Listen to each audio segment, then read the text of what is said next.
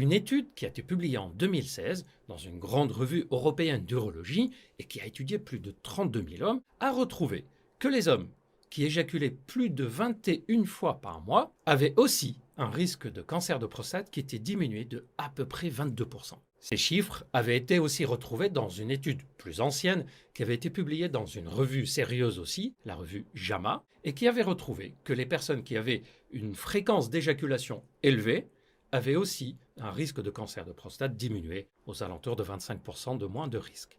C'est-à-dire que plus on avait une fréquence d'éjaculation élevée, plus on avait un risque diminué de cancer de prostate agressif. Et là, on se dit, mais c'est parfait alors.